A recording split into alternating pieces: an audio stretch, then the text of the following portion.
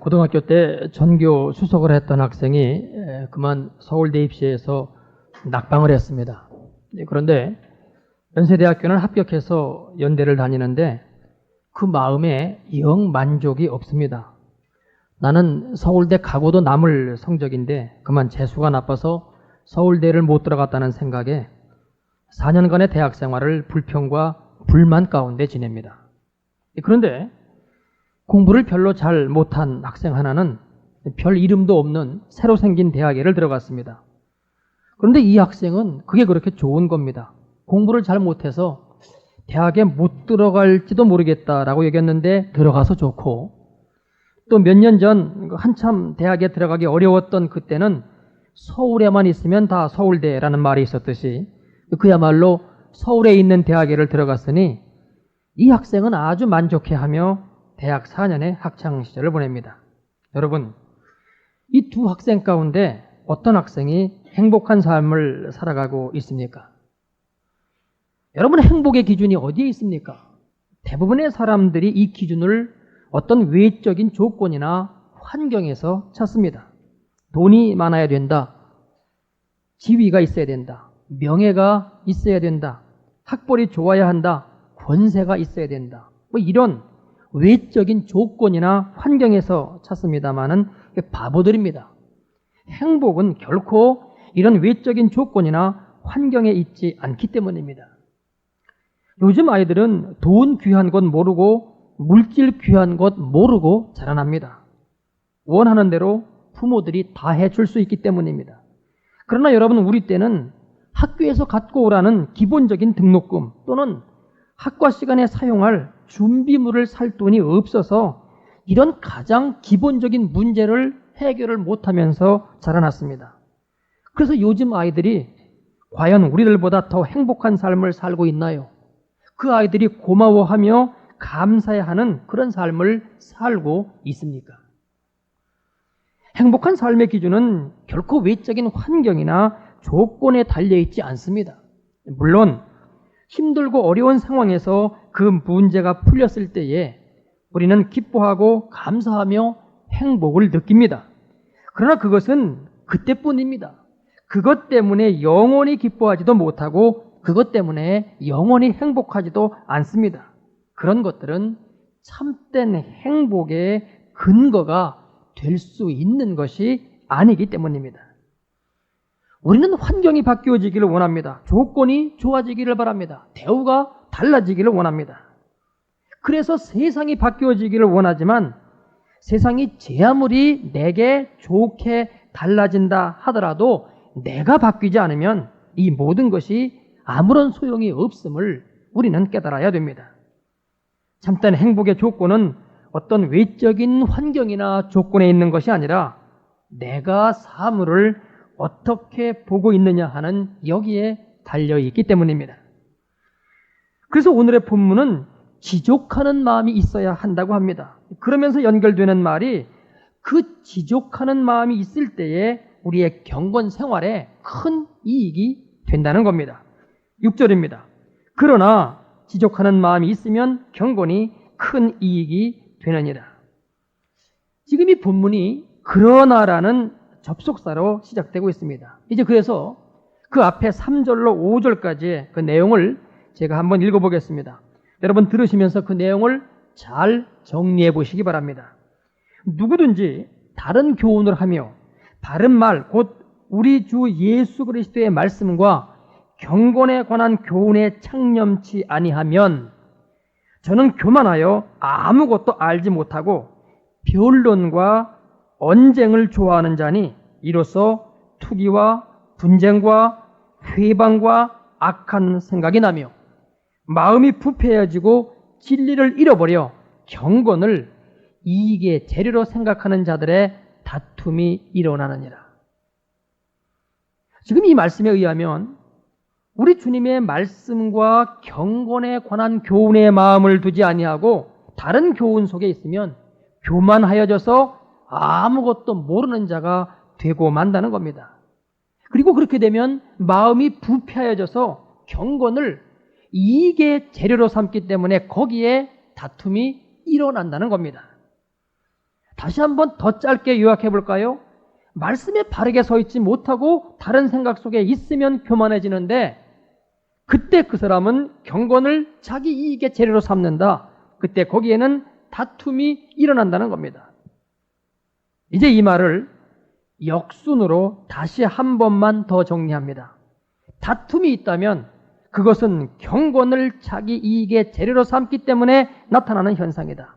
그런 사람은 교만한 사람이며 그 사람은 말씀 가운데 바르게 서 있는 사람이 아니다. 지금 장로님도 기도하셨습니다마는 지난 주간에 우리나라는 국가적 민족적으로 각기 다른 두 개의 아주 큰 행사를 치렀습니다.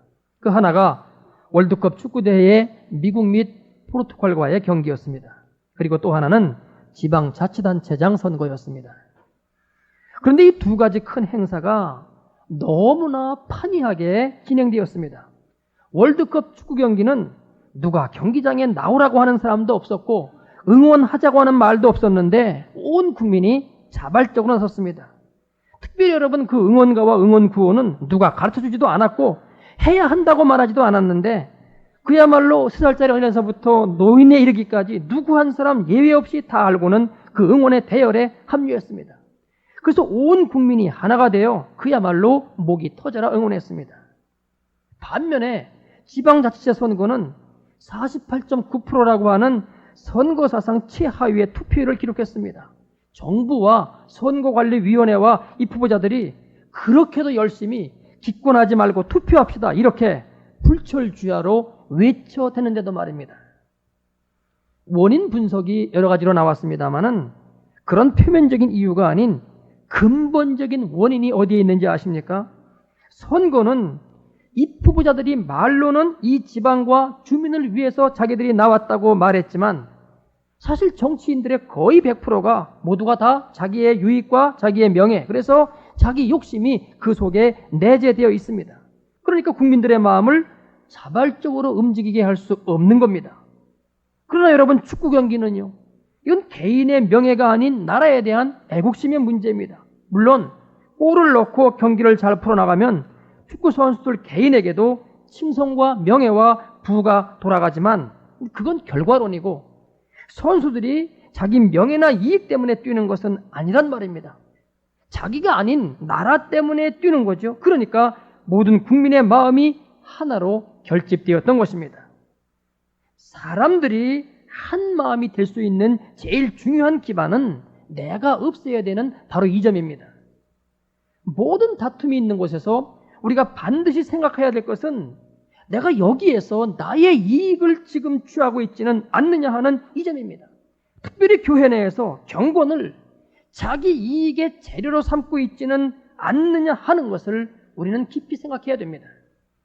사실상 경건이란 크리스천의 삶을 나타낼 수 있는 대표적인 덕목입니다. 우리 기독교인의 신앙생활을 한마디로 표현한다고 하면은 바로 이 경건한 삶의 모습일 것입니다. 우리는 경건 그러면 보통들 경건한 예배를 떠올립니다마는, 그러나 여러분, 경건이란 말이 예배에만 해당되는 말은 아닙니다. 경건한 기도생활, 경건한 가정생활, 경건한 사회생활, 경건한 믿음생활, 그래서 우리들 삶의 모든 분야에서의 경건한 이 모든 삶의 모습들이 기독교인의 삶의 참된 모습인 것입니다. 그래서 기독교인의 삶이란 경건지향적인 삶을 말하며, 그래서 경건이란 기독교인에게 있어서 대단히 귀한 덕목입니다. 그런데 이처럼 귀한 경건한 삶의 모습이 경건한 삶 그 자체를 기뻐하고 즐거워해서 추구하는 것이 아니라 이를 자기 자신의 유익과 이익의 도구로 사용하기 시작하면 그 경건은 깨어지게 됩니다. 그래서 그것은 경건이 아니라 위선과 외식과 가식이 되고 맙니다. 즉 하나님 앞에서의 경건이 아닌 사람에게 보이고 인정받고 그래서 나의 어떤 유익과 이익을 구하는 경건이라면 그 경건은 목적이 아니라 수단이 됨으로써 그 삶에서는 지저분한 냄새가 나게 되는 것입니다. 경건은 한낱 수단일 뿐 사실은 자기 욕심이 목적이 되어 있기 때문입니다. 그래서 지금 6절 본문은 말씀하고 있는 겁니다. 그러나 지족하는 마음이 있으면 경건이 큰 이익이 되느니라. 지족하는 마음이란 무엇을 말합니까? 말 그대로 스스로 족한 줄로 안다는 겁니다. 어떤 환경이나 외적인 조건이 맞아서 만족하는 게 아닙니다. 내 욕심이 채워져서 만족하는 게 아닙니다. 내 생각과 맞아서 만족하는 게 아닙니다. 자기 자신이 그냥 스스로 만족한다는 뜻입니다. 좀 더 설명을 붙인다면 자기 분수를 알아서 스스로 족하게 여긴다는 뜻입니다. 여러분, 우리의 삶 가운데 무슨 불평과 불만이 그리 많습니까? 그것은 내 기준이 자기 분수를 모르고 상향 조정되어 있을 때 그렇습니다. 그리고 내가 살아있을 때에 그렇기 때문에 나타나는 현상입니다. 좀 어렵게 사시는 분에게는 죄송스러운 말이 되겠습니다만은 한번 생각해 보십시오. 우리가 세상에 나올 때 다 빈손으로 나왔습니다. 아무도 무엇을 갖고 나온 사람이 없습니다. 그러면 우리가 만족해야 할 수준이 무엇입니까? 먹고 입고 자면 되는 거 아닌가요? 아이고 목사님, 그거 교과서적인 이야기입니다. 세상살이가 어디 그렇습니까? 식구 중에 누가 갑자기 아플 수도 있고 또 뭉칫돈 들어가야 될 일이 생기기도 하고 아이들 커서 결혼시키려면 살림장만도 해줘야 되고 일리 있는 이야기입니다만은 7절로 8절 말씀을 보십시오. 우리가 세상에 아무것도 가지고 온 것이 없음에 또한 아무것도 가지고 가지 못하리니 우리가 먹을 것과 입을 것이 있은즉 족한 줄로 알 것이니라. 3월 첫 주 주보 표지 신앙 칼럼란에 알렉산더 대왕에 관한 내용이 실렸던 것을 기억하시나요? 당시 세계에 통치했던 그가 죽으면서 그렇게 유언했다는 거 아닙니까? 관 양쪽에 구멍을 뚫어서 내 양손을 밖으로 내놓게 하여 모든 사람들로 하여금 그 손을 보게끔 하라. 공술의 공소고에 관한 교훈이죠. 그러나 우리는 이렇게 말할 수도 있습니다. 맞다. 죽을 때는 아무것도 갖고 갈 수가 없다. 그러나 살아있을 때는 내 것이 있어야 하지 않느냐?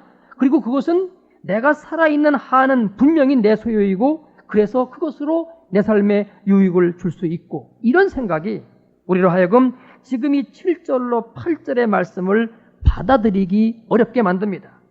그 다음 9절 말씀을 보십시오. 부하려 하는 자들은 시험과 올무와 여러 가지 어리석고 해로운 정욕에 떨어지나니 곧 사람으로 침륜과 멸망에 빠지게 하는 것이다. 지금 본문은 부하려 하는 자들은 이렇게 말하고 있습니다. 그러면 여러분, 어떤 사람이 부하려 하는 자입니까? 아주 적나라하게 여러분이 적어도 얼마 이상의 부를 추구하면 그것을 부하려 하는 자세라고 말할 수가 있겠습니까?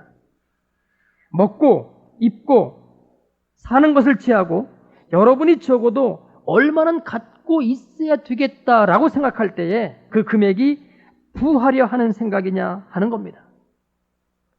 정말 아무것도 없는 사람은 내 손에 1,000만 원만 있으면 원이 없겠다. 그런 사람도 있을 것입니다. 그 사람에게 있어서 그 돈은 대단히 큰 돈입니다.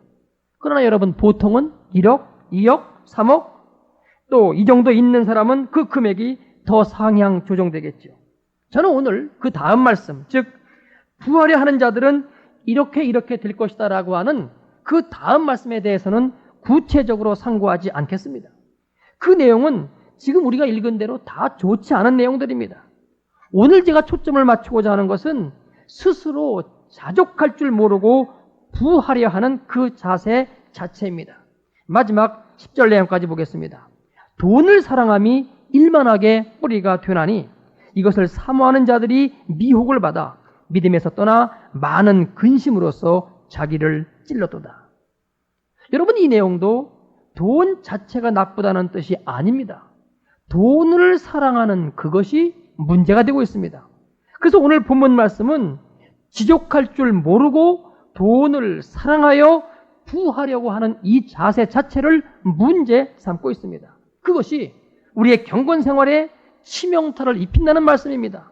그래서 믿음에서 떠나 자기를 찔렀다고 하니 돈을 사랑해서 부하려 할 때에 그것이 곧 그 사람으로 하여금 멸망의 길로 들어서게 되는 결과를 낳게 된다는 것이지요. 여러분, 돈을 사랑해서 부하려고 하는 기준은 1,000만 원이 아닙니다. 1억, 2억, 3억 또는 10억도 아닙니다. 지금 있는 것을 족한 줄로 여기지 아니하는 삶, 바로 이것이 돈을 사랑하여 부하려 하는 삶입니다. 왜냐하면 이 사람의 이 자세는 아무리 채워주어도 현실에는 만족할 수가 없는 그런 자세이기 때문입니다.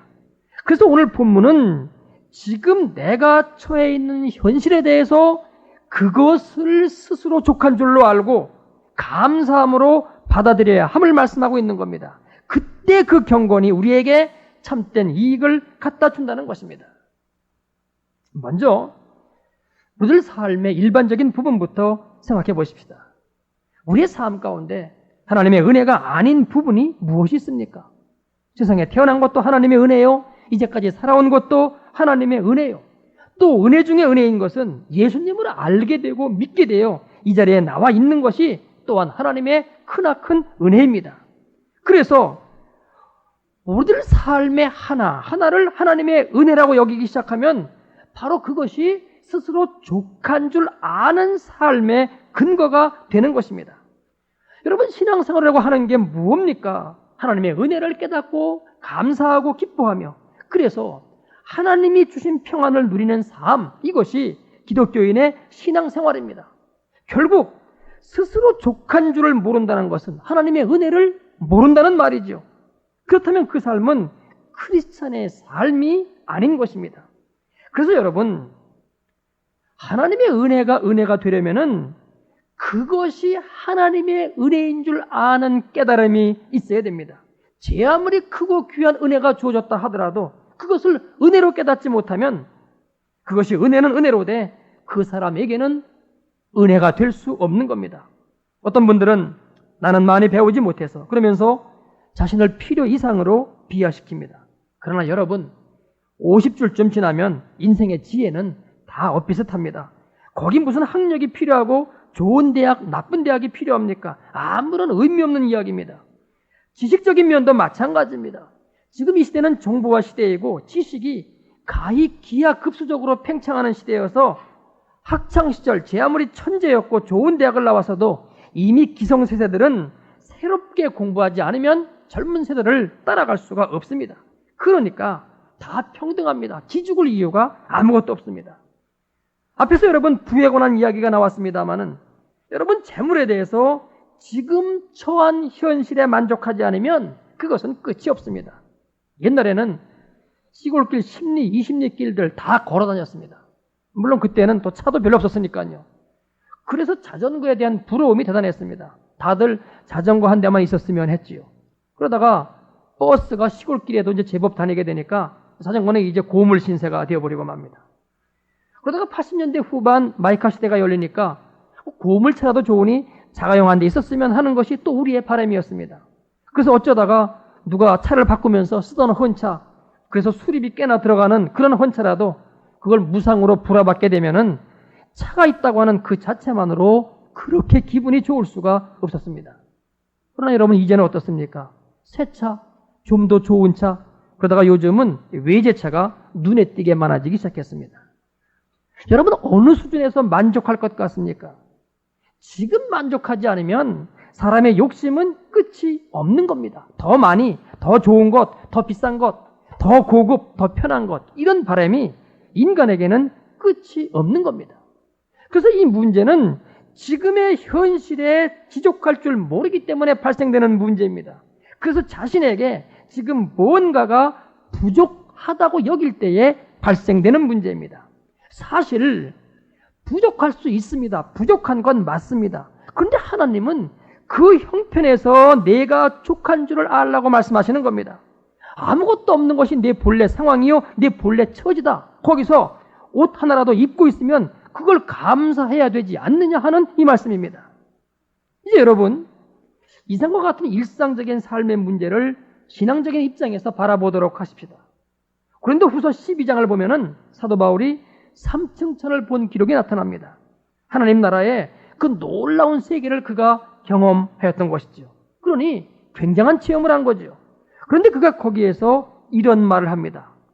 여러 계시를 받은 것이 지극히 크므로 너무 자고하지 않게 하시려고, 스스로 높아지지 않게끔 하나님이 그렇게 하시려고 내 육체에 가시 곧 사단의 사자를 주셨으니 이렇게 말하고 있습니다.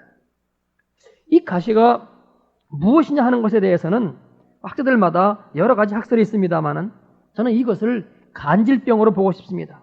여러분, 바울이 복음을 전하다가 갑자기 쓰러져 가지고는 간질병이 시작되었다고 가정해 보십시다. 그런데 바울은 또 다른 사람의 병은 잘도 고칩니다. 그런데 자기 병은 고치지를 못하니 이건 모양이 영 안 좋습니다. 꼴이 말이 아닙니다. 그래서 사도의 권위가 땅에 떨어지게 됩니다. 그래서 하나님께 이 사단의 가시를 제거해달라고 아주 간절히 3번씩이나 기도합니다. 모르면 몰라도 바울의 이 3번의 기도는 아마 우리들 300번의 기도보다 더 간절하고 더 힘이 있고 더 순수했을 것입니다. 그래서 하나님의 응답이 떨어지는데 그 응답이 참 묘합니다. 내 은혜가 네게 족하도다. 무슨 뜻입니까? 됐어. 그 상태 그대로 족한 줄로 알아? 이런 이야기입니다. 오늘 본문 말씀대로 하면은 그 상황 그대로 족한 줄로 여기라는 겁니다. 그런데 바울은 하나님의 이 말씀을 믿음으로 받아들입니다. 그래, 맞아. 하나님이 안 고쳐주셔서 내게 간질병이 계속 있게 되는 하나님의 이 은혜가 내게 좋게 이렇게 받아들였습니다. 왜요? 바울은 자기 분수를 알았기 때문입니다. 자기 자신의 본래의 모습, 실제의 모습을 보았기 때문입니다. 여러분, 그것이 어떤 것인데요? 나는 하나님이 잘 나가게 그냥 내어버려 두시면은 교만해질 수밖에 없는 놈이야. 그걸 보았기 때문입니다. 여러분, 그렇지 않습니까? 바울 자신이 빌립보 3장에서 자기를 소개하고 있는 대로 바울은 바리새인 중에 바리새인이요, 율법으로는 흠이 없고 열심으로는 교회를 핍박했던 그런 하나님 앞에 열심히 있는 사람이었습니다. 그랬던 그가 3층전까지를 가보았으니까 자칫 교만해지기 시작하면 그 다음에는 돌이킬 수가 없는 겁니다. 그래서 자기 자신에게 이 사단의 가시, 이 가시가 필요함을 스스로 인정한 겁니다. 여러분, 바로 이게 스스로 족한 줄 아는 신앙입니다. 내가 원하는 것, 원하는 조건 또는 좋은 환경과 아무런 관련이 없습니다. 오히려 상황은 전혀 좋지 않습니다. 그런데 바울은 이런 좋지 않은 상황, 아니 기가 막힌 상황을 족하게 여기는 겁니다. 왜요? 여기에 하나님의 사랑과 섭리가 있음을 보았기 때문입니다. 하나님이 나를 지금 사용하고자 하시는데 그러다 보면 내가 나 자신도 모르게 교만해져서 하나님의 일도 망치고 나도 잘못될 수 있다. 그래서 하나님이 나를 사랑하사 이 육체의 가시를 내게 주신 거로구나. 이런 자기 자신에 대한 깨달음이 있었던 것입니다. 그래서 자기 자신은 버리고 하나님에게 초점을 맞추어 사물을 보기 시작했을 때에 그에게는 모든 것이 하나님의 은혜요, 하나님의 사랑으로 비춰졌던 것입니다. 그래서 이 어려운 상황을 스스로 족한 줄 여기고 받아들일 수 있었던 것입니다. 오늘 잡지에서 보았던 독자의 투고 내용입니다. 그 회사는 시작한 지 얼마 안 된 출판사였습니다. 출판계를 아시는 분은 아시겠습니다만은 출판계 환경이 아주 열악합니다. 그 출판사 역시 소액의 금액으로 시작되어서 직원이래야 사장, 편집장, 그 다음 영업부장, 그리고 격리 아가씨 이렇게 4명이 전부였답니다. 대표적으로 내세울 만한 책도 없고 자금도 별로 없고 출판 환경은 열악하고 그래도 그들은 책을 만든다고 하는 보람과 기쁨으로 한 마음이 되어서 그 좁디 좁은 사무실에서 겨울에는 손을 호호 불어가며 열심히 책을 만들어냈습니다. 1년 반쯤 지났을 때에 소위 말하는 대박이 터졌습니다. 하루에 10권도 들어오지 않던 그런 주문이 100부, 1000부 하더니만 드디어 10,000부가 넘는 주문이 밀려 들어오기 시작했습니다. 그들은 연일 즐거운 비명을 질렀고 드디어는 사무실도 넓히고 직원도 더 뽑고 발행책의 분야도 넓혀가면서 사세가 급속히 확장되어 가기 시작했습니다. 그런데 문제가 발생되기 시작하더랍니다. 그동안 한마음으로 책을 만드는 보람과 여러 가지 어려움들을 한 식구라는 생각 속에 헤쳐나오고 있었는데 각기 불만 섞인 자기 소리가 터져나오기 시작했다는 겁니다. 편집장과 영업부장은 들어오는 회사 수입에 비해서 자신이 받는 봉급이 적다고 불평하기 시작했고 사장은 또 한 권의 베스트셀러를 내고 싶은 욕심에 직원들을 다그치기 시작했습니다. 더 문제가 되었던 것은 베스트셀러가 탄생된 이유가 모두가 다 자기가 잘했기 때문이라고 생각하고 있었다는 점입니다. 사장은 내가 경영을 잘했기 때문에, 편집장은 자신이 작가 선정을 잘했기 때문에, 영업부장은 자신이 열심히 발로 뛰었기 때문에 이처럼 베스트셀러가 탄생되었다고 생각하고 있었습니다. 그러더니 문제가 거기서 끝나지 않고 작가가 자신의 책으로 출판사가 이렇게 돈을 많이 벌게 되었으니 인세를 더 달라고 요구하기 시작했고, 급기야는 디자이너까지 자신이 책 표지 디자인을 이 잘한 대가를 더 달라고 요구하기 시작하더랍니다. 드디어 그동안 화기애애하고 돈독하였던 그들의 신뢰관계에 금이 가기 시작했고, 결국은 서로 미워하고 헐뜯기 시작했습니다. 그러다가 드디어 편집장이 사표를 쓰게 되었습니다. 그래서 그를 위한 송별회가 열렸던 날 밤, 그 식사 자리에서 평소 아무런 말이 없이 자기 일을 열심히 하고 있던 경리 아가씨가 울면서 가난했지만 행복하였던 지난 날을 이야기했답니다. 토큰비를 아끼려고 5정거장을 걸어왔던 편집장의 이야기, 발이 부르트도록 서점을 돌아다니면서도 늘 밝고 명랑하게 전화를 주던 영업부장의 이야기, 직원들이 밤늦게 일하는 모습이 안타까워서 손수라면을 끓여주던 사장의 이야기, 그 힘들었던 시절, 그러나 불평 한마디 없이 스스로 족한 줄 알며 열심히 일했던 그때의 모습을 이 경리 아가씨가 하나하나 회상해 나갔을 때에 결국 그들은 지금 자기들이 무엇을 잃어서 이렇게 되었는가 하는 것을 알게 되었습니다.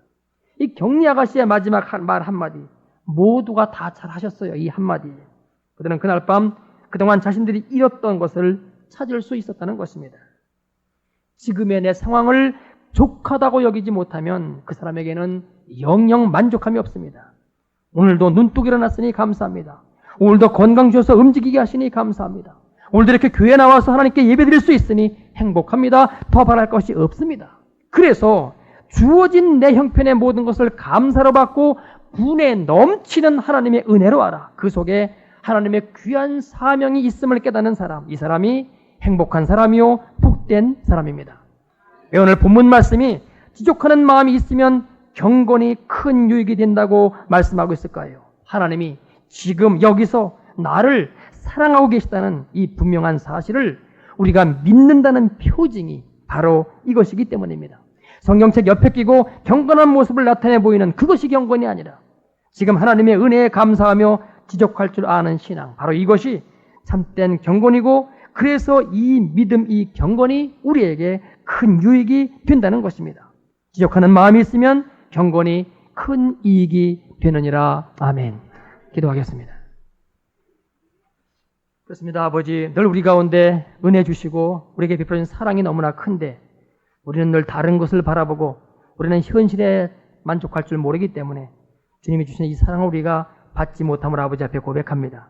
이제는 아버지, 우리가 모양의 경건이 아닌 말씀들의 경건에 들어갈 수 있게 아버지 원하오니 우리에게 주어진 모든 것을 감사로 받을 수 있는 믿음을 허락해 주시옵시고, 그런 가운데 우리의 경건이 우리의 믿음 생활 가운데 큰 이익이 될 수 있도록 인도하여 주옵소서. 예수님의 이름으로 감사하며 기도하옵나이다. 아멘.